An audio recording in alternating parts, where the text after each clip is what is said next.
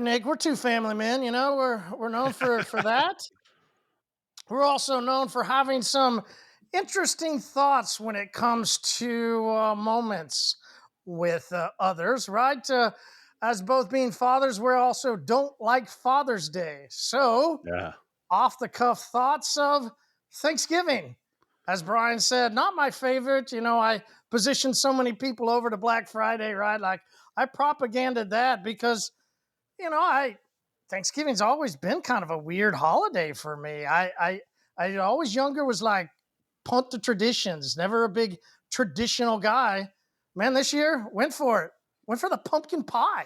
Oh, yeah, I had a slice. I had a slice of No, no, pumpkin no. pie. Went for making it. Oh, yeah, no, I didn't do that. We did let's just have a store make it. Yeah, well, we got a couple bites, and that's about it. My crust not so great. Didn't work out for you. Didn't quite work out on the crust. Yeah, How'd your ham turn out? well, I mean, that's another buy it, buy the honey baked, call it a day. Look, for those that have followed us, let me be clear. I think it's great.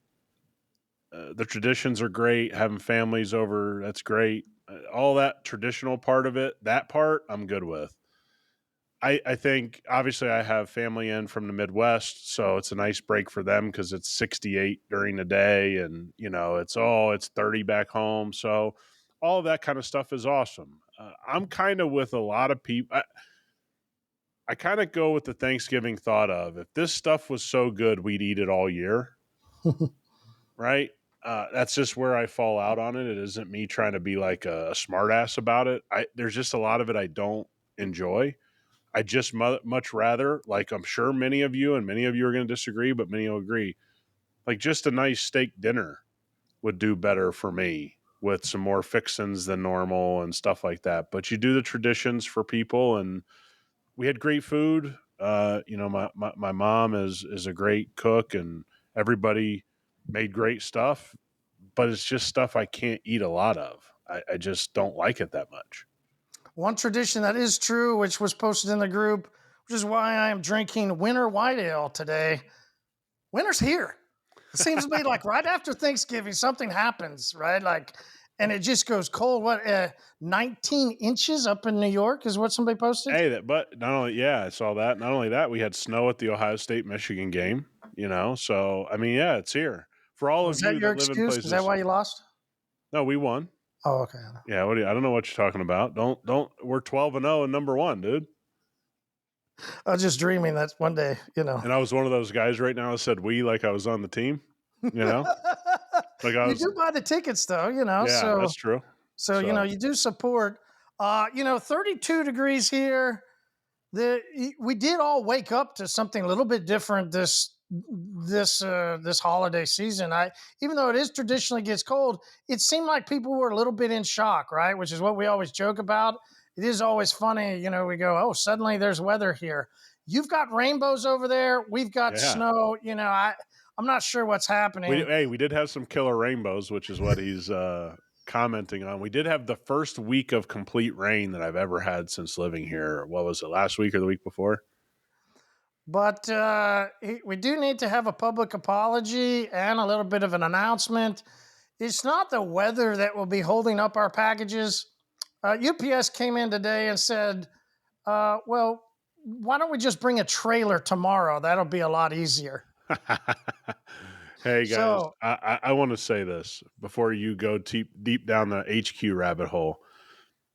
Our customers, man, they keep showing up, and now having UPS go, hey, we're going to have to bring an entire trailer to get stuff out of HQ is pretty cool, and we can't say enough thanks. it is, yeah. We used to wait, based on some different things, but we got all that solved. We feel like, that used to be something we talked about, the way we had positioned things out. Today, all the small stuff will still go, but the surprising part is why I was bringing it up. Surprising part is the amount of gallons, that moved out over these sales, and particularly, I thought it was interesting. I saw multiple people buying all three cleanse, foam wash, and then ceramic snow. And I just say it used to just be they'd pick one or the other, maybe two. I thought it was very interesting how many orders are now including all three soaps. I just, to me, it's cool. Yeah, and I think you and I kind of have this opinion that we've shared for quite a few years now as we've had these products is, you're always going to have your favorite, the one that you kind of Hmm. go back to the most. But it's nice to have all three, especially guys if you're doing stuff on your own cars. Ceramic snow, if that's not the one you want to use all the time, but you throw it in once a month, if you're using it on maintenance clients and you throw it in once a month, it's a perfect little additive bonus. Give a little pop, give a little extra protection. Then you start talking about putting spray coat or slick on top of it. Like you get something out of it. But the ones that I'm glad to see paired together is there's a real reason to have foam wash and cleanse. I mean, those are two drastically different soaps. I mean, they really are. And for those that have never or have been taught to always use a pH neutral soap, that really isn't the case. There is a real reason to use a high alkaline soap on the pH scale to get through the extra dirt and the grime and stuff like that. Well, we'll talk a little bit later about picking up the Nissan at a body shop. Kathleen also had one, right? Like, absolutely cleanse. You pick up a car from a body shop, Yes. first thing, cleanse, Are right? you Like, are you a little bit shocked that we're still having so much trouble with body shops? Because you basically have had this your whole life. I've had it my whole life. It's never gotten better. It's always been the same. yeah, yeah, never. Like So, you want to talk about a lack of evolution. We don't really talk about this a lot, but the body shop has essentially I mean, other than they have to do different styles of work now because cars are different, the way you pick up your car from 99% of body shops, it's in the same shape it was 25 years ago. yeah, yeah, absolutely. So, we're going to have a segment here in a little bit about what to do when you pick up your car from the body shop, right? Like, it is in there. But you're right about cleanse and foam wash, and as we do that end of the year episode, people will learn about another soap that we're very excited about, and a reason why we see that we need it. Right, so Yep. that will be something people have to learn and stay tuned of. So here's another product that moved a lot of that I actually had to spend a lot of time this morning working then to get regrouped, the amount of Uno 100s. Yeah. Uh, I mean, there was people 5 or 6 at a time. And you Yep. go, yep, makes sense. Good job. Like, Yep. that's the way to do it. Yes. It's probably the most underrated product on the market. I mean, realistically, underutilized. It's a beefy coating. It's one, if you're putting it on your own cars and you maintain your cars, you're probably easily going to run into 18 to 24 months. I mean, we have some people that got 3+ years out of Uno because they're fanatic about taking care of their cars. We have cars. Hell, I got some collection cars that have early Unos still on them. I mean, that's what, 5 years ago? So it's good to see people. I was just having multiple conversations today about that 1 year coating package. I mean, it's a really elite package. Number one, to put on your own car. If you're a professional and you're not offering that to a lot of people, I think you're missing out. So walk us through it. What is that? Well, I think look, Stack is now the perfect product to go, wash, decon, stack a car. I think Uno is the perfect quick one step and throw your 1 year coating on and be in the packages of one step 1 year, one step 3 year, one step 5 year, right? And the organization of that is how you really sell people on what fits them. And I think you and I know you a lot longer publicly, but I mean, the early remnants of Uno, which was a previous product you had before I came on board, I was already using a lot of it. I had already bought into that long before I was an owner because it fits a lot of people, right? There's a real reason to do these things. And I think as people see the economy get into some rough waters, one step in a 1 year and in a stack and a no paint polishing, those are going to become more desired packages for people that don't want to bump up to a 3 and a 5 year on just a cost basis. So not having something to give those people, I think, would be a mistake. Well, the thing that I wrote down is basics, right? It's something we always talk about is being great at the basics.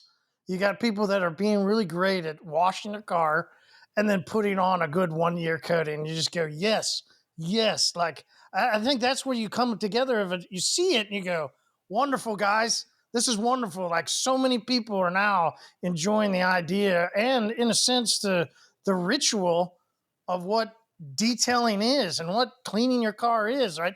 The ritual of the basics and being great at the basics. Now, being great, and you can always appreciate the basics because if you don't do them, well, you end up like the guy that Randy had. Now, Randy posted in the HyperClean Specialist group, he, well, 10 years of not washing a truck. Yeah, that's 10 years of not washing a truck and sitting underneath the tree. And Randy went to go hit it with, tried to love Velo, but Velo wasn't going to cut it. yeah. So level. Yep. And he used a couple different pads and then got everything out. But listen, if the Fruity Pebble gang wasn't there, what happens to a guy that doesn't wash his truck for 10 years, man? Hey, This we're guy's in trouble. yeah. I mean, it's. You ever wonder why this still happens? Yeah. Like you mentioned, body shop. Why does this still happen? Like, I, why do I you walk by the cars and there's still all that trash in them? And you yeah. go, how How? is this real? How? So I had uh, someone call my phone and literally say, "I just didn't wax my car," and then he brought it here. Can I just stop by and you tell me? And it was just fried. I mean, it was repaint situation. And he goes, if I'd have just waxed it, I go, "Bud, this is beyond that. Had you just washed it, it would have given it a prayer above this, right? Like you're going to the end protection step. This car looks like it had, I mean, you saw it, the wheels were just caked. You know what I mean?" And I go, "Yeah, it's just a little bit more to it." But it's like, he thought here's the thing, he actually did know better. He just watched it bake in the sun, and this thing was what, under 5 years old. But out here, you don't have a choice. All right, so there's two extremes here, right? There's that guy, and then there's the guy that goes through the friction wash twice a week. And then we see his car 3 years later, right? We can all go, there's the forget it guy, then there's the OCD guy. Yeah, but OCD in the wrong way, because after 3 years, his black car looks gray, and the clear coat's been trashed to. There's always, to me, and I'd love to hear everybody's opinion out there. If you're watching on YouTube or wherever, there's just things. I guess even if you take the detailer out of it and say not everybody's going to like their car as much as a detailer and take care of it on that level, the amount of neglect we still see, I think at times just has to shock all of us, because it's not like cars are getting cheaper. It's not like things are now, they used to cost 100 grand, now they cost 20 grand. It's the opposite. They used to cost 20 grand, now they're $65,000. And the behaviors are not really changing fast enough for what's happened. And you go, yeah, bud, to now repaint that, it isn't like the old days, dude. You're not going down there and getting a $99 hood. Like that's not coming. That's not happening anymore. It's fascinating to watch. I don't know. It's just a fascinating thing to me. So, one of the things that happened over the break, I sent you a picture, a little video. Volvo XC60 used to have an XC90. This is where some of those times we go, why'd y'all do this? Right? Remember you now start the car by turning a knob, twisting a knob. Like, what happened here? What are we doing? It's in the name of innovation. Sometimes we take things too far. Mm-hmm. Right? We want to stand out. We want to be different. We got to do it differently. It's like, no, you don't. the key worked just fine. Push button start works just fine. We all know where to look to start a car. Like it's all, we say this a lot on clutch culture. Like tech for tech's sake is not a good reason to do tech, right? Like just because you can doesn't mean it's a smart decision. And I think a lot of the start buttons and the way you shift into gear now, it's just way overthought. Well, it's like there's always got to be something, Yeah. but then you're right. Once you go and have to go have a body shop work on it, Yep. well, part of the delay was recalibrations, Yeah. Yep. right? So, this had to be recalibrated, and well, they don't think that part was right. So then they're going to go take it to the dealership, dot, dot, dot. So I got a weird question for you. So we got all this recalibration. Your car's at the body shop. Did all of that calibration help the driver not hit the thing that they hit? The answer is no, right? Body shops have never been busier from the buddies that I know. So again, I'm all for safety and I'm all for tech. But the most amazing thing is now you get a windshield replaced and you're into recalibration. Okay, I'm with you. The thing is, people are still wrecking their cars all the time. So, did all of this safety feature really stop all of these accidents? Because I posted a picture where a guy I sent it to you, I think, where a guy parked his car right in a telephone pole on a curve. It shouldn't even have been possible. You know what I mean? So it's like you hear about it, but you're right. It delays everything. When we had our Lexus got in a wreck, the recalibration, I think, was like another 2.5 days before we could pick the vehicle up. Uh-huh. Yep. And then I get the message, hey, we got it, and I'll get it re-washed for you. Did they wash it?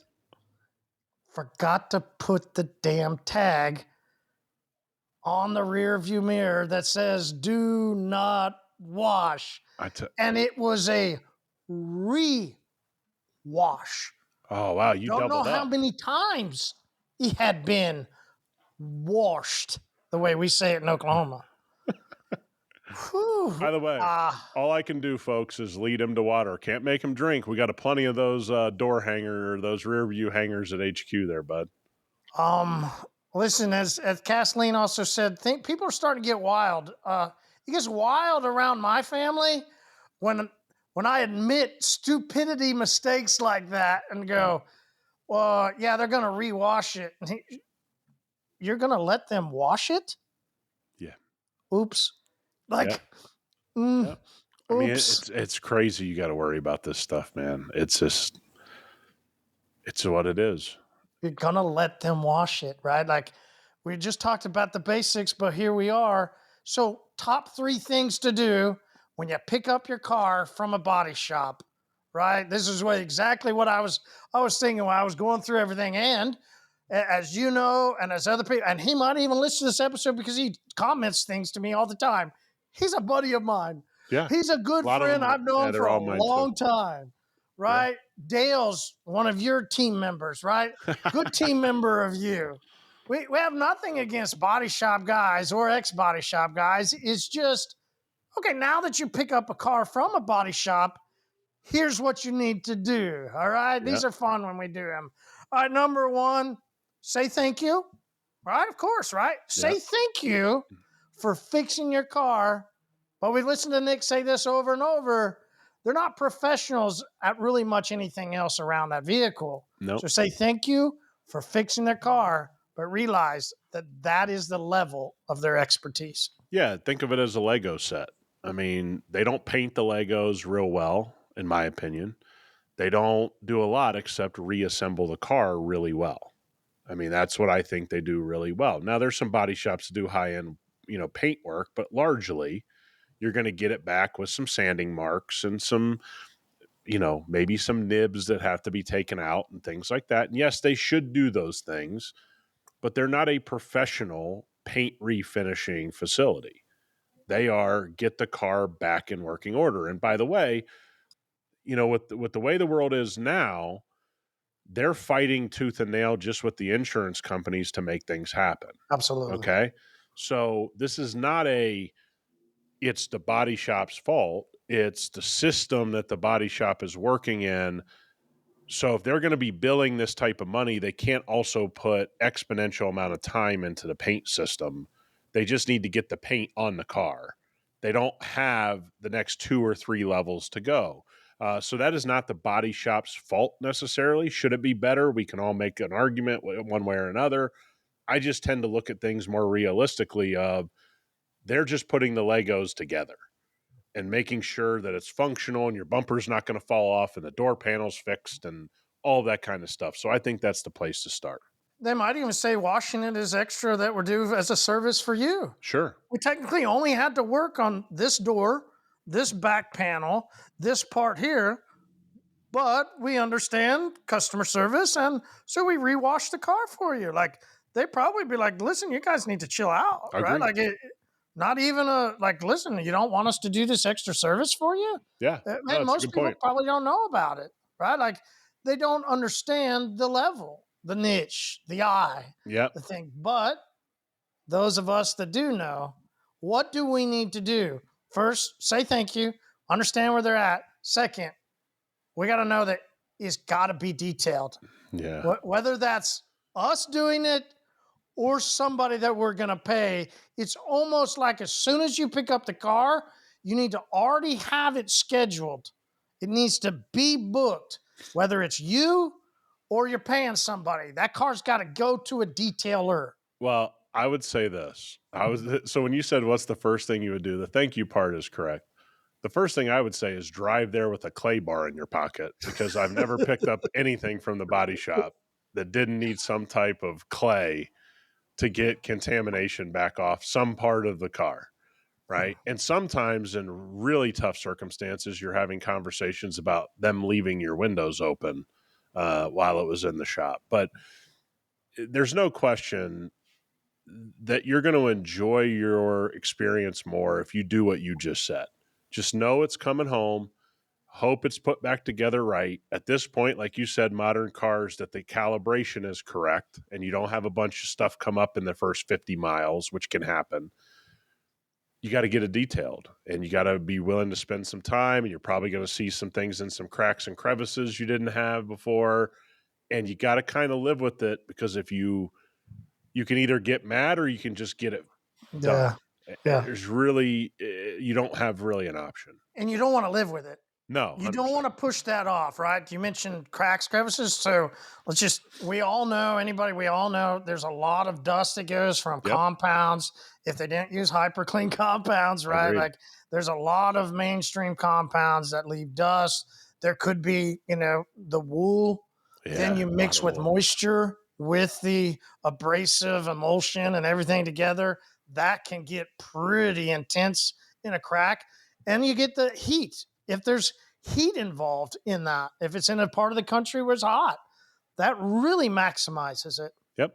And And then when listen, that this stuff gets guys are crusty, oof. well. I bet you've been in. I've been, like I said, these guys are my friends, so I'm back in the body shop Yep. all the time. There's a fridge. I go grab a beer, crack open a beer, hang out with these guys. They're not surgically clean.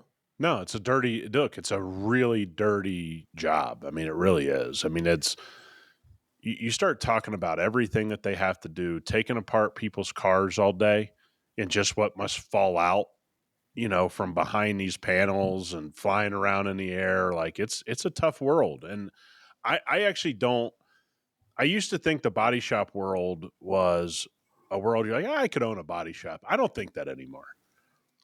Like it's a tough world, and the dealing with the insurance and Oh the yeah. customers and how everybody acts in their ecosystem.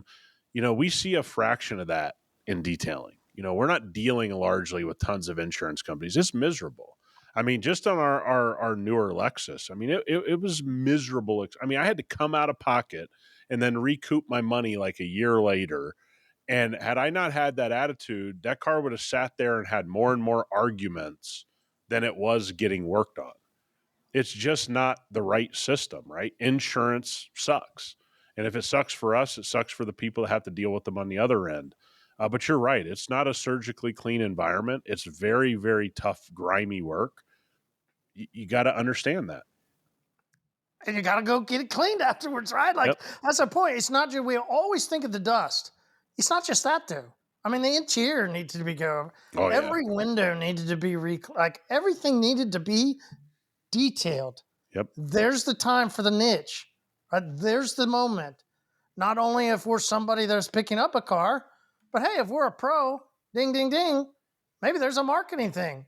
Hey, right? Yep. Always a great time to get your car cleaned after you pick it I'll up give from you the another body one. That cabin air filter better come out because shop. that's, let me tell you, man, any of your family has allergies, whatever, get the cabin air filter out of there. Get you a new one. Don't blow it Yeah. out either. Don't be that guy. Just get you a new one.